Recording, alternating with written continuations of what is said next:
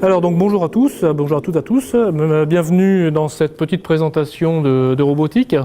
Alors qui nous sommes? Nous sommes tous des professionnels en activité sur Sophia Antipolis et ses environs, mais aucun d'entre nous travaille dans la robotique.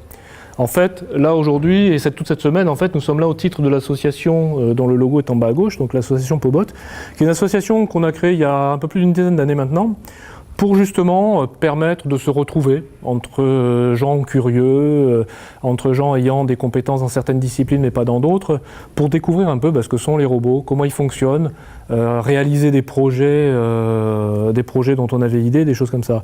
Alors, qui on trouve là-dedans? Aussi bien des très jeunes, on a des collégiens, des jeunes collégiens, 6e, 5e qui viennent là, et notre doyen à l'heure actuelle a à peu près 78 ans, et il y a même des gens qui sont plus loin en France, qui ont 80 ans, qui bricolent des robots dans leur coin et avec qui on échange par mail. Donc, et là-dedans, il y a aussi bien des gens qui ont fait des cursus d'ingénieurs ou qui sont ingénieurs ou autres, où on a eu aussi, par exemple, un des membres était un jongleur, donc un artiste de scène, qui a voulu faire évoluer ses spectacles, et en utilisant justement des éléments de solutions technologiques, empruntés au monde de la robotique, de l'électronique, tout ça, pour se fabriquer des accessoires de scène, des accessoires de jonglage, qui tiraient parti de tout ça. Bon, genre des massues lumineuses qui changent de couleur en fonction de la manière dont on les lance, enfin tout un tas de choses comme ça. Et donc il a appris, en venant à nos ateliers, en faisant ses projets, donc on l'a accompagné, on l'a aidé, tout ça, et qui a découvert et qui a appris comme ça. Donc c'est quelque chose qui est ouvert à tous, et en fait c'est là justement pour découvrir les choses de manière ludique, c'est-à-dire pas comme si on était en cours, mais d'apprendre en s'amusant en fait. Alors on va aujourd'hui, la robotique c'est un domaine qui est très très très vaste. Puisque un robot, la plupart du temps, si on parle d'un robot qui fait des actions, on va dire mécaniques, c'est de la mécanique justement, c'est de l'électronique, c'est un peu d'informatique au milieu. Pour faire marcher tout ça, des fois il y a un peu des mathématiques, je suis désolé mais il faut toujours y passer. Et il y a un tas de disciplines comme ça qui viennent se conjuguer pour permettre de construire un robot. C'est ça qui est intéressant, c'est que ça nous permet de nous intéresser à des disciplines qui sont complètement différentes et d'apprendre comme ça dans des domaines qu'a priori on ne connaissait pas au préalable. Alors par contre, donc nous on s'intéresse à ce qu'on appelle les robots autonomes. Les robots autonomes, c'est un petit peu comme nous les êtres humains, c'est-à-dire que on n'est pas télécommandé, enfin on suppose qu'on ne l'est pas, ce qui veut dire qu'on est capable de réaliser des actions en décidant comment faire ces actions et sur la base de choses que nous percevons de notre environnement. Par exemple, je suis ici derrière cette table, je veux aller de l'autre côté de la salle de cinéma. Pour y aller, eh bien, ma jugeote va me dire, tu fais le tour de la table, tu marches et tu vas jusque là. Je pourrais aussi escalader la table, escalader des fauteuils et tout ça, mais bon, c'est pas forcément, ou je pourrais avoir envie de voler, mais je peux pas. Donc, c'est mon cerveau qui a dit, ok, vu les circonstances, voilà comment il faut que tu t'y prennes. Un robot, il va faire un petit peu la même chose. Et tout ça, c'est basé finalement sur ce qu'on appelle un cycle. Un cycle qui se base sur 3 éléments fondamentaux qu'on va trouver dans tous les robots de type autonome et qu'on trouve aussi chez l'être humain. C'est-à-dire la perception. J'appréhende ce qui est autour de moi en le voyant, en l'entendant, en le sentant. Vous savez que le corps humain dispose de combien de sens? 5. Voilà, j'en ai cité 3. Lesquels, pour rappel? Bon, le toucher, oui, on en a déjà un. L'ouïe, oui. La vue. L'odorat. Oui. Et le dernier? Le goût. Voilà, le goût. Donc ça, c'est les 5 sens humains. Eh bien, notre robot, il va faire exactement la même chose, c'est-à-dire que nous, on perçoit notre environnement avec nos sens. Ensuite, on a notre cerveau avec tout ce qu'on a appris, ce qu'on sait de manière innée, ce que les parents et les professeurs nous ont appris au fil des années, etc. Un robot, et on peut avoir des capteurs pour mesurer des ondes radio, pour mesurer des radiations radioactives, par exemple, bon, tout ce qu'on peut imaginer. On a donc un cerveau dans le robot, c'est ce qu'on appelle le contrôleur. En gros, c'est, on va dire, un ordinateur qui fait tourner un programme. Et le robot, il a, en guise de muscle, il a des moteurs, ce qu'on appelle des actionneurs dans le domaine de la robotique, qui sont des moteurs, des vérins, enfin tout ce qui permet de réaliser une action mécanique avec une source d'énergie qui peut être électrique, mais qui peut aussi être hydraulique, comme sur une pelle mécanique ou des choses comme ça. Donc on a d'autres moyens de faire bouger des choses en mécanique que des moteurs électriques. Alors on va voir un petit peu rapidement, faire un panorama des robots. Donc pour illustrer ça, et d'abord voir un petit peu des robots. On a l'idée des robots de cinéma, de films de science-fiction qu'on connaît, éventuellement de robots d'actualité, mais il y en a beaucoup plus que ce qu'on imagine. Et on va commencer en fait par, alors je vais passer puisqu'on a perdu un petit peu de temps sur les aspects, on va dire littéraires et tout ça. En fait, le mot, donc le robot, d'où ça vient, très rapidement, sans que je vous pose la question, c'est pas du tout un scientifique qui l'a inventé ce mot-là, mais un auteur de pièces de théâtre au début donc, du XXe siècle, pour une pièce de théâtre où il mettait en jeu des systèmes mécaniques qui étaient là pour aider des gens à réaliser les travaux, en gros, en usine ou des choses comme ça. Ensuite, l'aspect robotique a été, le mot robotique a été plus ou moins créé par un autre littéraire, entre guillemets, donc il y a un écrivain, bon, qui avait quand même un bagage scientifique assez évolué parce qu'il avait fait un doctorat dans tout un tas de matières scientifiques, donc mais qui écrivait des nouvelles et des bouquins, dans un film, et c'est lui qui a créé ce qu'on appelle, et que vous connaissez peut-être, les 3 lois de la robotique. Est-ce que certains d'entre vous ont vu le film iRobot ? Okay. Oui, voilà.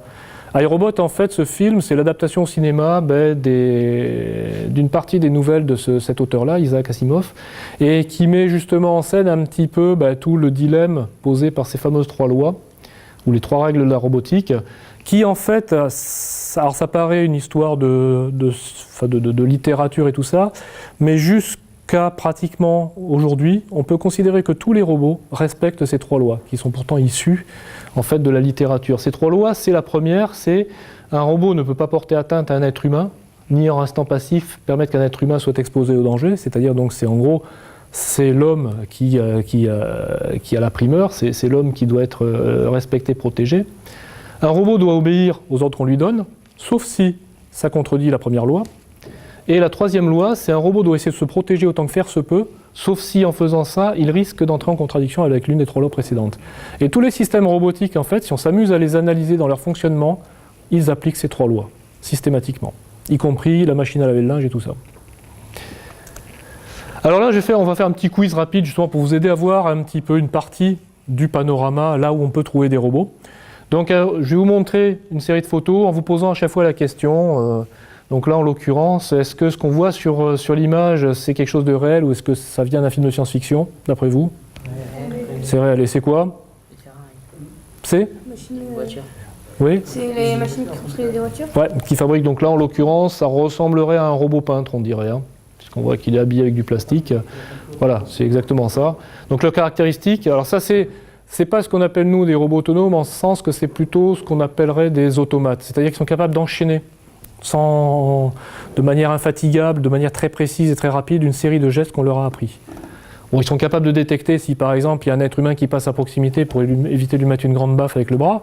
Donc ça c'est le côté éviter de porter atteinte à l'être humain, mais ils ne sont pas capables, on va dire, de réfléchir. Bon, c'est pas tout à fait vrai pour les robots les plus évolués maintenant, qui sont capables de réagir face à des situations différentes d'une manière un peu évoluée. Ceux-ci, ouais, vous les connaissez tous ?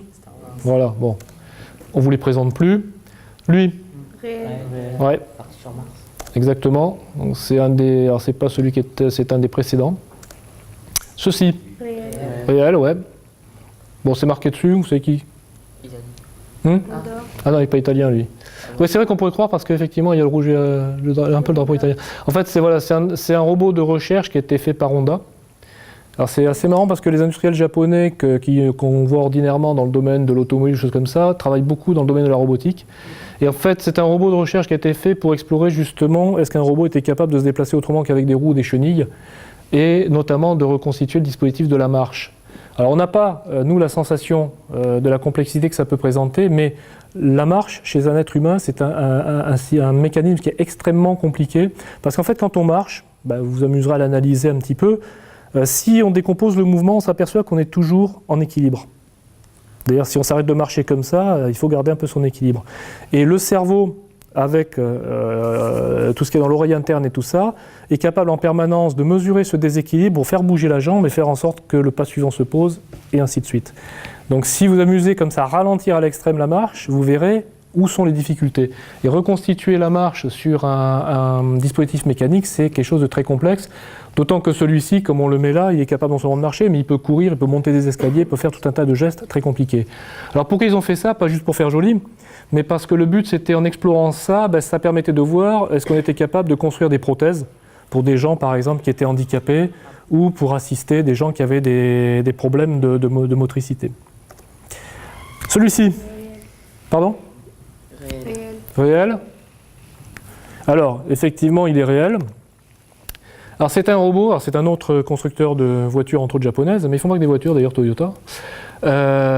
Il joue de la trompette, mais pour de vrai. C'est-à-dire, c'est pas un player MP3.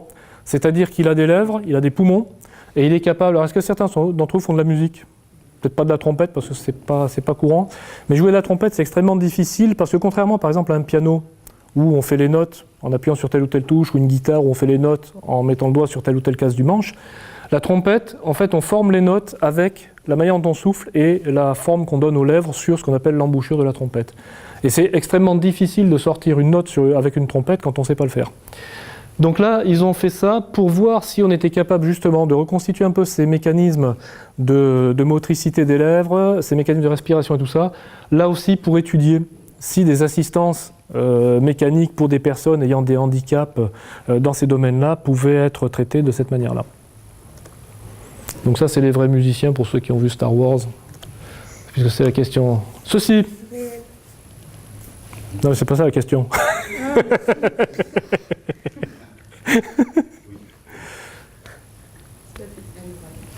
Alors, c'est ma fille? Non. En fait, vous avez raison, ça aurait pu, hein, j'aurais pu avoir adopté une fille. Hein.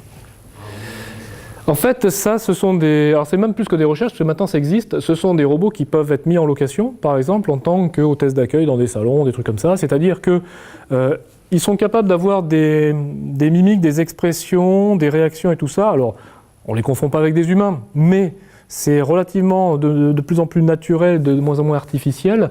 Et bon, ça peut servir justement dans des salons, essentiellement des salons technologiques ou autres, pour justement démontrer certaines possibilités. Et donc, bon, il est capable de réagir au fait que des personnes se sont arrêtées devant le stand, donc de commencer à dialoguer, de donner des renseignements de manière vocale, etc. etc. Maintenant, on arrive à faire de la reconnaissance de la parole, à interpréter des choses qu'on dit à un ordinateur ou autre, et donc de faire une espèce de conversation certes simplifié, mais qui commence déjà à tenir un peu la route. Bon, voilà ma fille, en fait. Ceci. Qu'est-ce que ça peut être, d'après vous? Un robot aide respiratoire? Non. Il lisse le visage. Non plus. Opticien? Non, en fait, bon, c'est un robot, effectivement, d'assistance médicale, et c'est pour faire ce qu'on appelle des échographies. Oui, parce que l'échographie, c'est pas uniquement pour surveiller une grossesse.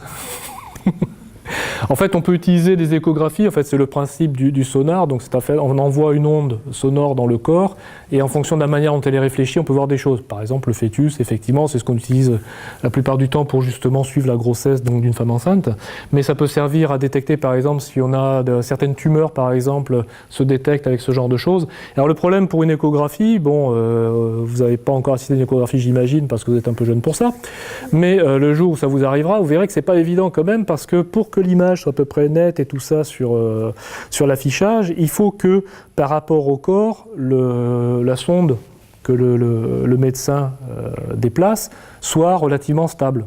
Or, on respire, on bouge et tout ça, ce qui fait que si jamais le mouvement de la sonde ne suit pas correctement l'endroit qu'on va observer, l'image sur l'écran, elle n'arrête pas de remuer dans tous les sens. Donc ce robot-là, lui, il est capable de suivre de manière très très précise les mouvements en fait, du patient, de manière à en permanence se positionner pour fournir une observation très très précise. Ici, réponse à la question. Qui est le robot? La patiente. Tout le monde est d'accord? Oui. Vous êtes sûr? Oui. C'est votre dernier mot? Oui. Oui, Jean-Pierre. Ouais, en fait, c'est donc quelque chose qui est utilisé dans des écoles dentaires pour former les dentistes, et en fait qui est capable justement de réagir et de simuler le patient qui a mal quand l'élève lui attaque la dent d'une mauvaise manière, alors y compris en bougeant la tête. Il y en a même qui sont capables de saliver plus ou moins, donc c'est très évolué comme réaction et ça permet justement de contribuer à la formation pratique des futurs dentistes. Et c'est beaucoup mieux que ce qu'on faisait à l'époque où moi j'étais étudiant parce que j'allais me faire soigner à la fac dentaire qui était pas loin de là où je faisais mes études parce que ça coûtait beaucoup moins cher, ça coûtait rien du tout, mais bon, quelques années après on comprend sa douleur quoi. Ceci, c'est réel. Alors, c'est effectivement un fauteuil roulant qui a une particularité, c'est qu'il se déplace en équilibre sur ses deux roues. Vous avez vu des Segway, des trucs qu'on se met debout dessus, voilà. Ça utilise ce même principe. Alors l'intérêt, c'est que c'est beaucoup plus mobile, entre guillemets, qu'un fauteuil roulant conventionnel, notamment pour franchir des pentes, franchir des petits trottoirs ou autres. L'avantage, par exemple, quand vous franchissez un pan incliné, par exemple, ce qu'on met dans les bâtiments qui reçoivent du public lorsqu'il y a des escaliers et permettre aux personnes handicapées de monter, c'est que le fauteuil roulant qui franchit une pente, on est soit penché en arrière, soit penché en avant selon qu'on monte ou qu'on descend. Là, en fait, ce genre de dispositif, il reste toujours vertical et il monte tout simplement. Donc c'est plus confortable pour la personne qui est dessus. Ceci. On dirait une espèce de boa, enfin bon... Alors c'est réel, alors bon, c'est pas un robot qui a des roues ou des pattes, mais c'est un robot qui utilise les mêmes principes de déplacement que les reptiles, les serpents. Et en fait, ça s'utilise pour, par exemple, explorer dans des endroits un peu dangereux, contaminés ou autres, des canalisations ou des supports, là où on ne peut pas facilement faire grimper quelque chose ou envoyer quelqu'un. Donc ça rampe comme un serpent et c'est capable de se déplacer comme ça, donc à l'intérieur d'un tuyau par exemple. Oui. Là, il monte, en fait, les anneaux comme un vrai serpent, voilà, et ouais, il monte. Et donc, il peut faire la même chose à l'intérieur d'un tuyau. Donc, ce qui permet d'explorer les... Pardon ? Alors, c'est difficile à dire, lui, parce que, bon, on n'a pas d'éléments de repère, mais c'est fait, par exemple, pour visiter les conduites dans des centrales nucléaires ou des choses comme ça. Donc, c'est des choses qui peuvent passer dans des canalisations qui ne sont pas forcément très, très grosses. Donc, j'ai pas répondu à la question, j'ai éludé la question, mais c'est comme Fernand Reynaud, quoi. C'est une certaine taille. Ceci. Un robot domestique. Ouais, et en l'occurrence, c'est quoi? Pas tout à fait. C'est une tondeuse à gazon. Mais bon, on peut dire que c'est Kif Bourrique. Voilà, l'aspirateur, le voilà. Alors, ce qui est marrant, c'est que est-ce que vous en avez éventuellement à la maison de ce genre de truc? Ouais, certains d'entre vous, oui. Alors, c'est assez rigolo parce qu'on retrouve dedans tous les ingrédients dont on a parlé tout à l'heure en termes de capteurs et tout ça. Parce que si on s'amuse à regarder évoluer ces trucs-là, c'est assez passionnant parce qu'on s'aperçoit que ça ne va pas tout à fait complètement au hasard et c'est capable de réagir de manière assez futée à un certain nombre de situations, notamment déjà pour ne pas tomber dans un escalier. Bon, ça je ne vous le présente pas, voilà. Donc en fait, voilà un petit peu, je dirais très rapidement, brosser le panorama de ce qu'on a vu, et encore c'est un tout petit échantillonnage de tout ce qui peut être un robot au jour d'aujourd'hui. Y compris au milieu en bas, c'est des robots de compétition qu'on a fabriqués pour participer à la Coupe de France de robotique. Ce robot-là, il est exposé dans la vitrine de notre local au-dessus, là. Donc on voit qu'en fait, on a des trucs qui sont complètement imaginaires, comme les choses de science-fiction, Transformers et compagnie. Des choses qui sont qu'on envoie sur des planètes qui coûtent des sommes astronomiques, c'est le cas de le dire, et qu'on risque pas de trouver à la maison. Des choses qui sont certes de plus en plus proches de nous, mais qui sont encore pas tout à fait abordables, jusqu'à finalement des aspirateurs robots qui valent maintenant 100, 200 €, on arrive à en trouver des très peu chers, y compris la même chose pour les piscines, la même chose qui vous lave le sol, etc., etc. Et de plus en plus, ce genre de choses va se démocratiser et on va en avoir autour de nous sans finalement s'en rendre compte. À titre d'information, bon, tout ça sont des robots qui se déplacent et autres. Quand on prend à l'heure actuelle les machines à laver le linge, de plus en plus, donc une machine à laver, bon, on dit que c'est pas un robot, en fait, d'une certaine manière oui, parce que de plus en plus maintenant les machines pour économiser l'énergie, économiser l'eau, sont capables d'analyser d'une part la quantité de linge qu'on met, bon ça fait un certain temps qu'elles le faisaient, donc en fonction du poids, elles vont mettre plus ou moins de lessive et autres, mais elles sont aussi capables d'analyser le taux de salissure des vêtements. Comment elles font ça? Tout simplement, lorsqu'elles font le premier rinçage, elles regardent l'eau qui ressort, est-ce qu'elle est plus ou moins claire ou pas? Et en fonction de ça, si la première eau de rinçage, elle est pas très propre, parce qu'elle a une couleur qui ne laisse pas passer la lumière, quoi, en gros, eh bien, on va remettre une couche en renvoyant un deuxième lavage. Sinon, on passe directement au rinçage et ainsi de suite. Donc on peut comme ça ajuster le comportement de la machine à l'état du linge. Donc typiquement, cette machine, elle fonctionne comme tous les robots autonomes là, c'est-à-dire qu'elle a un certain nombre de règles les différents programmes de lavage et un certain nombre de règles qui lui permettent de prendre des décisions qui ont été mises dedans par le fabricant. Elle a des capteurs qui lui permettent de voir combien j'ai de linge, est-ce qu'éventuellement certaines savent même si s'il y a du blanc, de la couleur ou des trucs comme ça, si ce linge est sale ou pas, et ensuite elles ont des actionneurs qui sont le moteur qui fait tourner le tambour, la pompe qui vidange la cuve, etc., etc. Donc on a finalement un robot dans une machine à laver de linge. Alors donc si tout ce qu'on a vu là, ça nous montre que un robot c'est capable, comme on l'a dit, de percevoir son environnement, d'agir sur son environnement, et de réagir d'une manière autonome, puisque, encore une fois, ce que je vous dis là, c'est propre pour ce qu'on appelle les robots autonomes, c'est-à-dire pas pour les robots qui sont télécommandés à distance par un opérateur humain. Donc de quoi c'est fait? C'est ce qu'on a vu déjà précédemment, d'un certain nombre de capteurs qui implémentent les sens au sens des sens humains, donc des 5 sens que vous m'avez cités tout à l'heure, des actionneurs qui sont donc ces muscles, qui peuvent se présenter de manière différente selon le besoin. Là, effectivement, on a beaucoup parlé de moteurs, de choses comme ça, mais nous, on est capable de parler parce qu'on a un organe qui sont nos cordes vocales, qui émettent un son. Eh bien, un haut-parleur, c'est exactement pour un robot ce que sont les cordes vocales pour un être humain.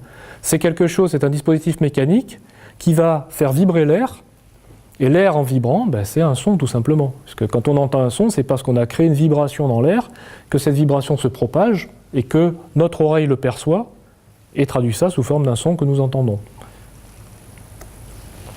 Et derrière, ce qu'on appelle un contrôleur, donc c'est le cerveau du robot. Donc comme on le met ici, c'est un ordinateur qui est plus ou moins puissant. Alors ordinateur au sens où c'est quelque chose qui va exécuter des instructions selon des règles qu'on lui a inculquées, qui est plus ou moins puissant selon ce qu'on a besoin de faire. Typiquement, les ordinateurs qui équipent les robots d'exploration martienne, alors peut-être les derniers, j'ai pas fait la comparaison, mais les premiers, c'était des choses qui sont 100 fois moins puissants que ce que vous avez dans votre smartphone. Pourquoi? Parce que, en fait, on leur demande de faire un certain nombre de tâches qui sont bien définies, bien précises. Ils n'ont pas besoin de passer leur temps à faire tout un tas d'autres choses, comme par exemple votre système d'exploitation préféré sur votre PC. Vous êtes en train, vous voulez taper un texte, tout ce que vous voulez, c'est quand vous tapez sur des touches, il y a des caractères qui s'inscrivent et qui s'enregistrent. Le fait qu'il y ait des jolis menus qui bougent, des fenêtres décorées et tout ça, c'est pour le décor, mais ça ne vous aide pas franchement à taper le texte sur votre clavier. À la limite, vous auriez une machine à écrire électrique, ça serait pareil. Eh bien, dans un robot qui part sur Mars, la décoration des fenêtres, des menus, tout ça, on n'a pas besoin, donc on l'a viré, on n'a mis que le programme qui sert à faire les prélèvements, à se déplacer, à envoyer les mesures par radio à la Terre et ainsi de suite. Et ça permet justement d'illustrer quelque chose qui est au cœur des professions, typiquement des ingénieurs. Bon, je pense qu'un certain nombre d'entre vous imaginent, alors peut-être pas encore décidé parce que c'est un peu tôt à l'heure actuelle où vous en êtes dans votre formation scolaire, mais certains d'entre vous vont peut-être faire des carrières d'ingénieur, alors que ce soit dans l'automobile, l'aéronautique, peu importe quoi. En fait, un ingénieur, si on schématise, c'est quelqu'un à qui on demande de résoudre un problème, mais on ne demande pas de le résoudre de n'importe quelle manière, bon bien sûr, de résoudre d'une manière qui fonctionne, mais de la manière qui fonctionne le plus efficacement possible. Efficacement, ça veut dire, pour simplifier la règle, de dire si j'ai à ma disposition 2 solutions possibles, la meilleure solution est toujours la plus simple. Alors pourquoi la meilleure solution est toujours la plus simple?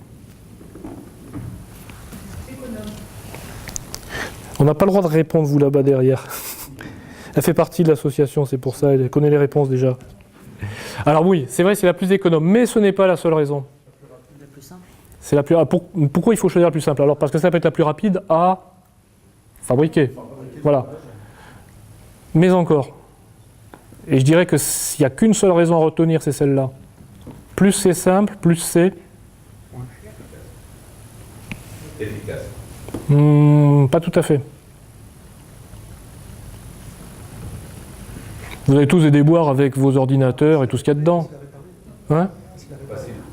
Ben avant de réparer, si on répare, c'est parce que quoi? Non? Cassé. Ouais. Voilà. Plus c'est simple, moins ça tombe en panne. Donc effectivement, ça plante pas, faut pas le réparer, etc., etc. Le robot qui est sur Mars, si jamais il y a un bug dans le bazar ou qu'il coince un engrenage, on va pas envoyer le dépanneur de Darty avec la 4L. Hein. 6 mois pour aller sur Mars. Voilà, 6 mois pour aller sur Mars. Une transmission radio, c'est 10 minutes, 15 minutes, je ne sais plus exactement. Enfin bref, un aller-retour radio là-bas, c'est on va dire une demi-heure pour schématiser. Hein. Donc il est clair qu'une fois que c'est parti, vu en plus les millions de dollars qu'on a mis derrière, il n'y a pas intérêt à ce que le truc il tombe un caillou, puis c'est ouin ouin et puis c'est fini, quoi. Donc il faut que les solutions mécaniques, électroniques et tout ça qu'on a mis dedans soient hyper fiables. Donc une solution, il n'y a pas de mystère, plus c'est compliqué, plus ça tombe en panne. Donc, et en plus, comme vous l'avez dit, plus ça coûte cher à fabriquer, plus ça coûte cher parce qu'il y a plus de pièces détachées à l'intérieur, etc., etc. Donc l'ingénieur, c'est à ça qu'on va faire la différence plus tard entre un bon ingénieur et un moins bon ingénieur. C'est que le bon ingénieur, lui, va vous trouver toujours des solutions les plus efficaces et la plupart du temps les plus simples. Donc ça, c'est un des trucs de base. Alors, les capteurs. On va faire un petit tour d'horizon des capteurs possibles. Et ben, le mieux, c'est que je vous ai en montré. Alors, ici, bon, vous arrivez à voir, c'est pas nombreux, c'est bon. Éventuellement, ceux qui sont derrière, si vous voulez vous lever, vous pouvez. Bon, vous voyez, il y a un trait noir sur une surface claire. Ici, j'ai une espèce de petit engin avec 2 roues de moteur. Vous imaginez ce que je vais lui demander de faire? Tourner autour du truc noir. Voilà, tourner autour du truc noir, comme tu dis. En gros, on va lui dire de suivre la ligne. Alors déjà, il commence par dire non. Je veux pas. Voilà, il analyse. En fait, voilà, il dit pas non, et voilà, il analyse comme tu dis, parce que pour lui, noir-blanc, bon, ça veut rien dire dans l'absolu.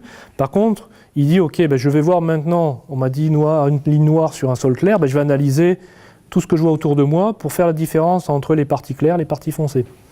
Une fois qu'il a fait ça, ben, voilà, il peut rouler. Alors, je ne vais pas du tout indiquer dans le programme que j'ai un ovale qui fait 60 cm par 30 cm avec des virages qui sont comme ça, circulaires. Si je le prends, que je le mets à l'envers, ça ne lui pose pas de problème. Ça lui évite d'avoir le tournis, je mets un coup dans un sens, un coup dans l'autre, c'est bon. Alors, je vais même faire autre chose, c'est que je vais modifier la piste. Tata. Voilà. Je le rallume. Pap. Il réanalyse un peu les choses. Là, je choisis... Putain, sans lunettes, quand on vieillit, c'est terrible. On ne rigole pas. Et voilà, et il suit le tracé que j'ai fait, il a modifié. J'aurais pris une feuille de papier blanc avec un gros marqueur, j'aurais fait le tracé comme ça, c'est pareil, il le faisait de la même manière. Et si on enlève une case? Pardon? Si on enlève une case? Alors si on enlève une case, telle que je l'ai programmée, alors si on l'enlève pas trop loin, bon là je ne peux pas le faire parce que sinon il risque de partir de la table, il continue tout droit. Et s'il retrouve la ligne après, il est content. On aurait pu faire un comportement plus évolué en disant s'il ne retrouve pas la ligne au bout de, mettons, 5 cm, il s'arrête, par exemple. Alors comment il fait pour réaliser ce genre de choses? Comment il fait?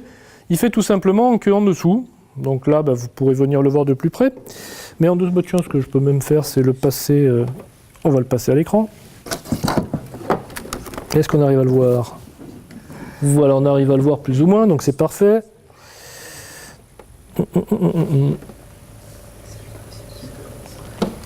Voilà, alors bon, ça se distingue pas franchement, mais vous voyez le bord arrondi qui est en haut du robot, au-dessus des roues.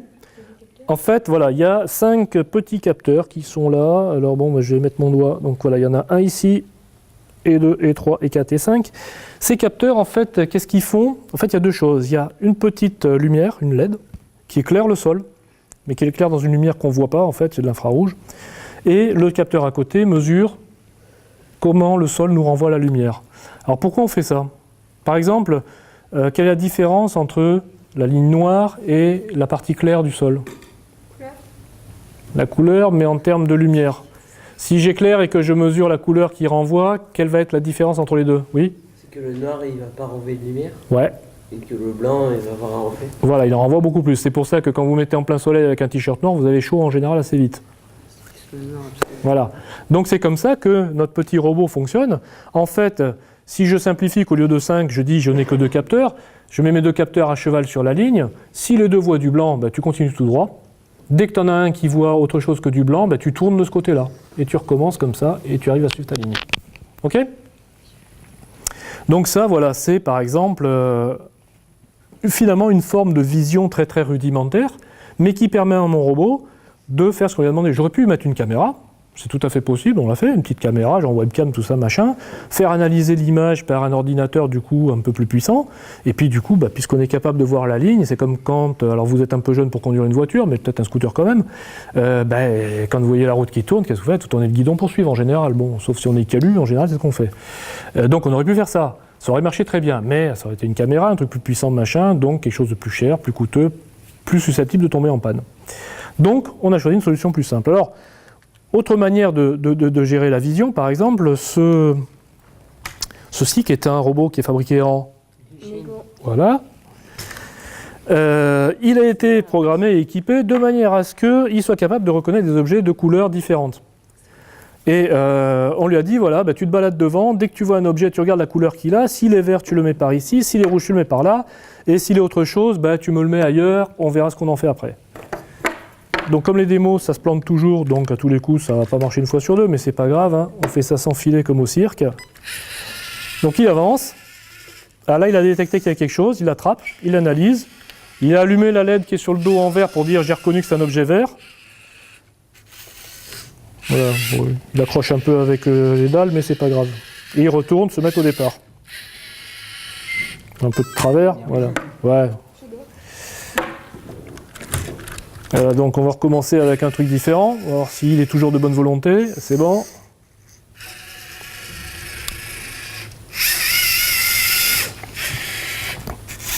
Voilà.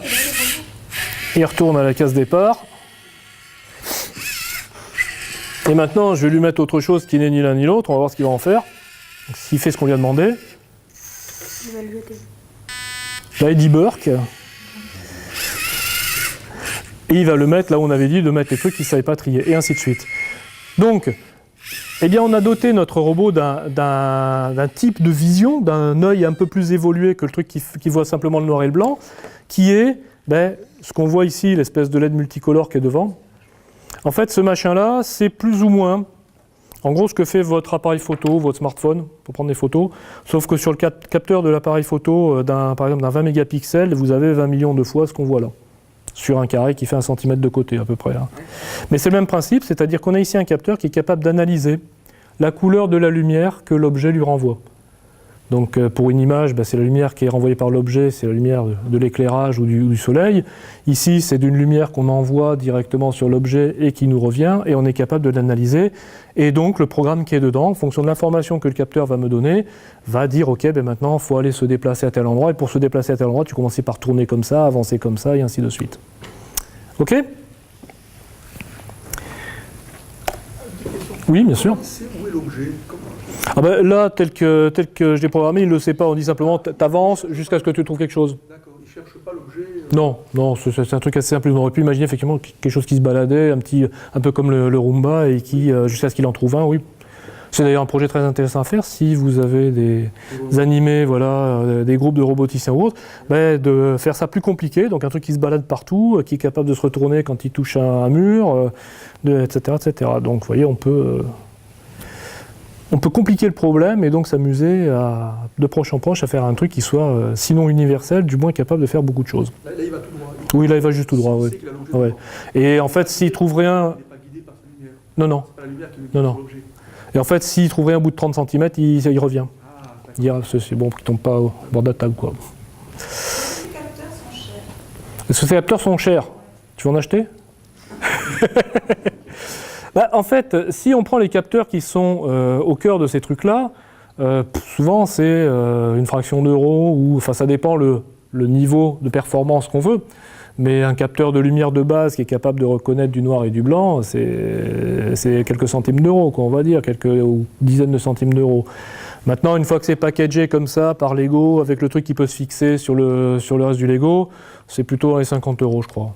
Bon, ce qui reste, somme toute, pas diaboliquement cher. En fait, on se fait un peu escroquer. En fait, on se fait un peu escroquer. Non, parce que ce que tu payes, c'est quand même toute l'électronique un peu qu'ils ont mis derrière pour discuter avec la brique, c'est le fait qu'il y ait le boîtier plastique, et c'est surtout les mois de travail d'ingénieur qu'il a fallu pour arriver à ça. C'est-à-dire qu'à fabriquer en matière première, c'est vrai, mais il y a tout l'argent qu'on a investi avant pour pouvoir le fabriquer.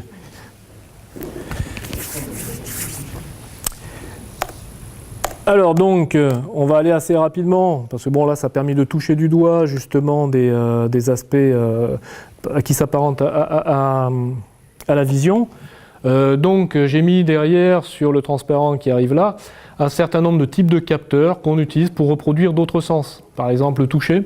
Donc le toucher, ça peut être un simple capteur de contact, c'est-à-dire c'est un interrupteur. Quand on touche un obstacle, eh bien l'interrupteur se ferme. Par exemple, ces fameux aspirateurs automatiques, autonomes, les Roomba, il y a devant une espèce de bouclier qui fait pratiquement tout l'avant du truc. Quand ça vient toucher un mur, le bouclier rentre un petit peu, et il y a un interrupteur qui se ferme et qui dit « Ok, j'ai heurté un mur ». L'ouïe, c'est tout ce qui est un micro. Typiquement, c'est ce qui reproduit finalement le fonctionnement de l'oreille humaine. Ça peut être aussi un capteur de vibration pour des vibrations qui ne sont pas audibles. Tout dépend de ce qu'on veut surveiller. L'odorat, en fait, l'odorat et le goût, ce sont des réactions chimiques, c'est-à-dire que les cellules nerveuses qui tapissent la langue ou les fosses nasales, en fait, réagissent à des molécules chimiques qui en fait sont contenus dans ce que nous appelons des odeurs, quoi, en fait. C'est exactement comme ça marche. Et quand ces cellules qui sont sensibles à certaines molécules rencontrent la molécule en question dans l'aliment ou dans l'air qu'on respire, eh bien elles reconnaissent, entre guillemets, elles envoient un signal au cerveau, et le cerveau, il combine tout ça en disant voilà, ça correspond à l'odeur du citron, ça correspond à l'odeur de la lessive, ça correspond à une mauvaise odeur, etc., etc., quoi. Mais à la base, ce sont des détecteurs de gaz, et donc de molécules chimiques. C'est donc pareil pour le goût et pour l'odorat, et en sachant qu'il y a des tas d'autres sens, comme j'ai dit tout à l'heure, qu'un capteur est capable de nous fournir, que nous n'avons pas, nous, être humains. Alors, les muscles du robot, eh bien, ça peut être soit des moteurs. Alors, un moteur, sa caractéristique, c'est qu'on peut le mettre en route. Par exemple, les moteurs qui permettent d'avancer ou de fermer la pince, on le met en route à une certaine vitesse dans un sens.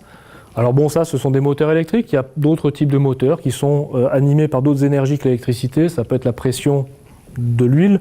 C'est ce qu'on trouve par exemple dans des pelles mécaniques. Ça peut être l'air comprimé. C'est ce qu'utilisent les mécanos pour serrer ou desserrer les boulons des roues, là, ce qui fait une espèce de bruit de mitraillette. En fait, c'est de l'air comprimé qui fait tourner l'embout de la clé. Alors, ce qu'on appelle un vérin, c'est ce qu'on trouve, comme je disais, sur les engins de chantier, tout ça. C'est typiquement c'est une pompe à vélo ou une seringue.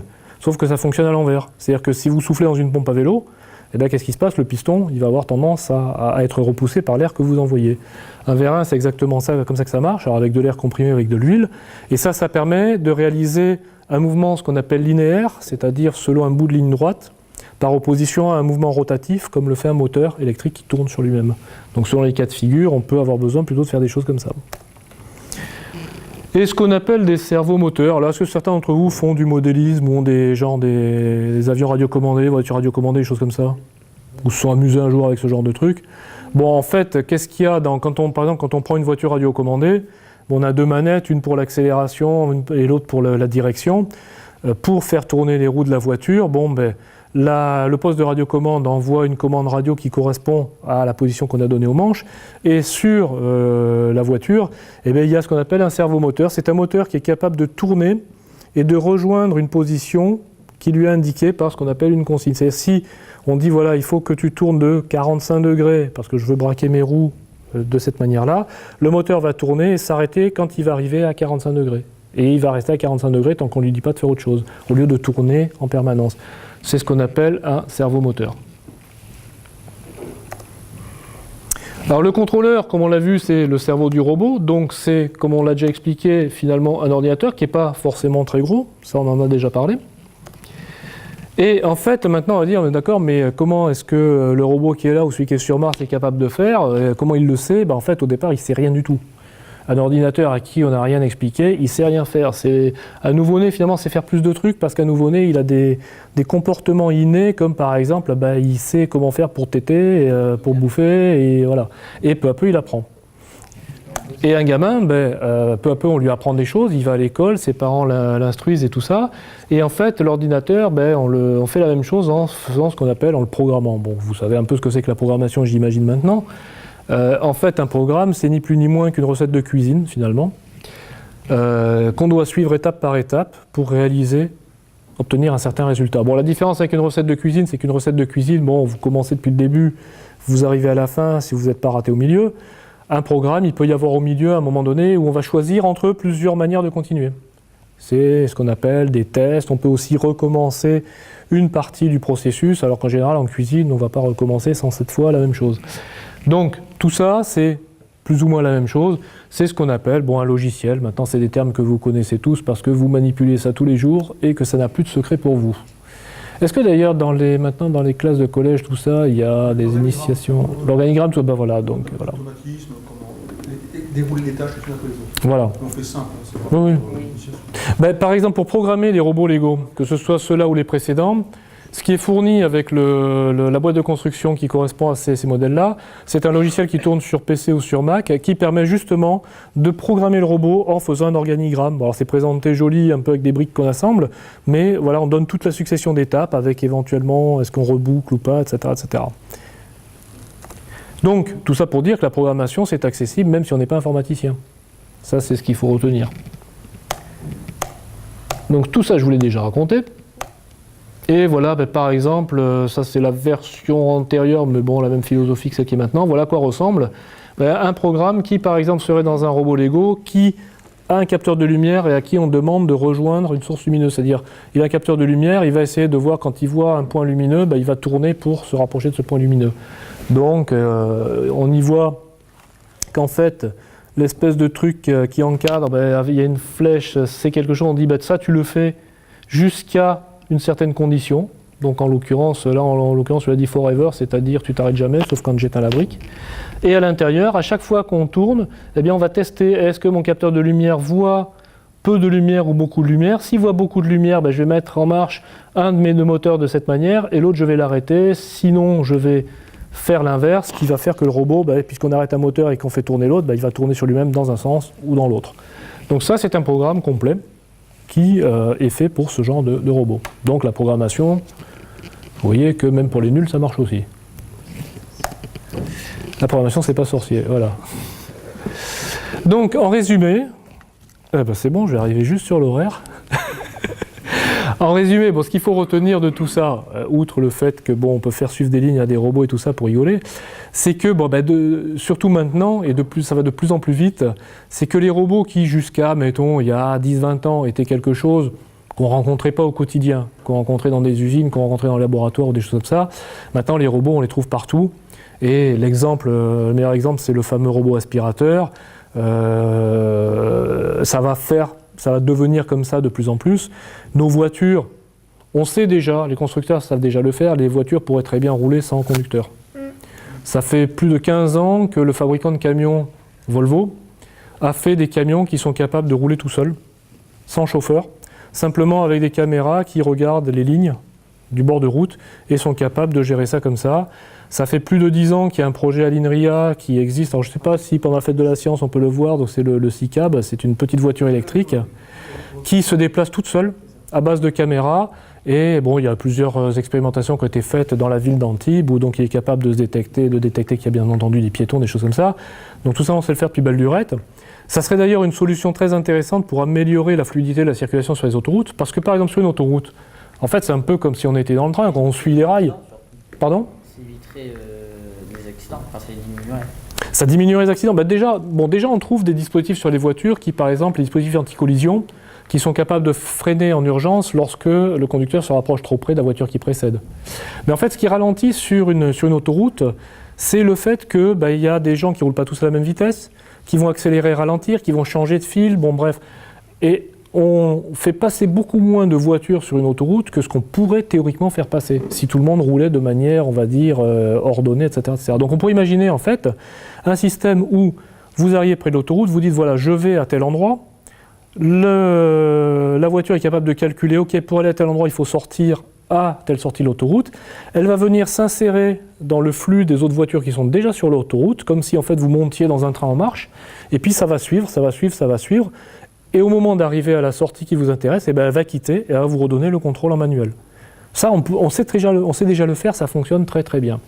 Le seul problème qu'il y a, c'est que, et c'est là que la robotique devient un truc intéressant, c'est que ça met en jeu des disciplines qui ne sont pas uniquement des disciplines scientifiques au sens les sciences dures, physique, mathématiques et autres, mais qui met de plus en jeu ce qu'on appelle les sciences humaines, c'est-à-dire la psychologie.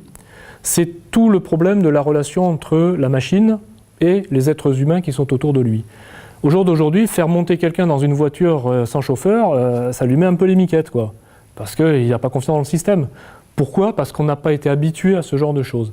Et toute la difficulté, c'est de faire en sorte, pour les gens qui conçoivent ces systèmes-là, de faire en sorte que la personne qui interagit avec ce système soit rassurée, ne soit pas inquiétée par le dispositif, et du coup, l'accepte. Parce que le maître mot de tout ça, c'est ce qu'on appelle l'acceptation, c'est-à-dire quand on vous met quelque chose de nouveau entre les mains ou en face de vous, c'est que vous acceptiez que cette chose soit là en votre présence et qu'elle interagisse avec vous.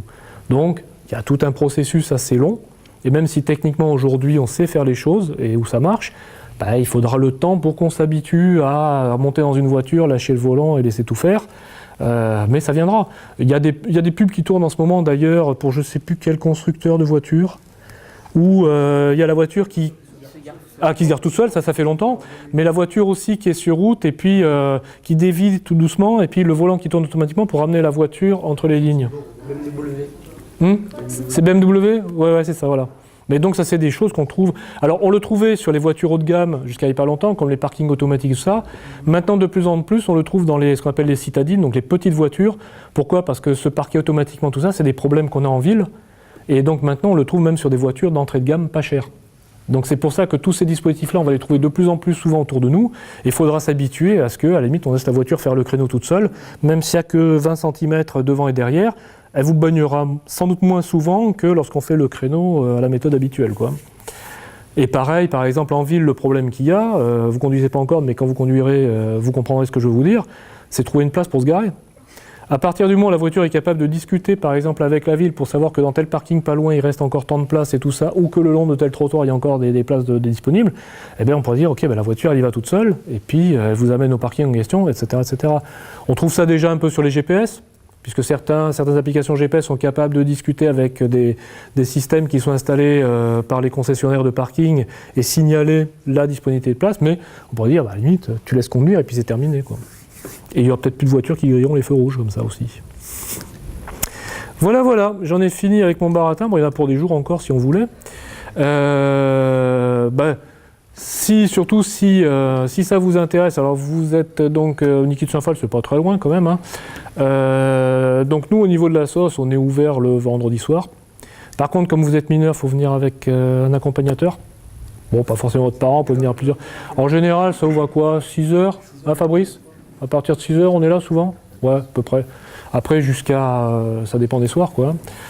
Mais surtout, on a un site web. Alors, je vais aller directement à la fin, d'ailleurs, du... Hop. Voilà. On a un site web dont l'URL est là. Ça fait, depuis qu'on existe, que ce site existe, c'est-à-dire plus de 10 ans maintenant. On doit en être à 1300 articles ou 1400 articles, enfin bon, plus d'un millier d'articles. On a un nombre de visites qui est relativement confortable, y compris, je dirais, de par le monde. Et on trouve plein d'articles dedans, justement, pour apprendre sur des sujets un peu évolués, donc sur un peu tout. Et surtout, ça vous permet, si vous vous posez une question, si vous voulez éventuellement dire, voilà, j'aimerais bien faire ce truc-là, mais je ne sais pas comment m'y prendre, etc. Eh ben, on peut échanger par mail, etc., par ce moyen-là. Donc voilà, j'ai fini de vous faire dormir. Bravo, hein. Merci pour votre attention.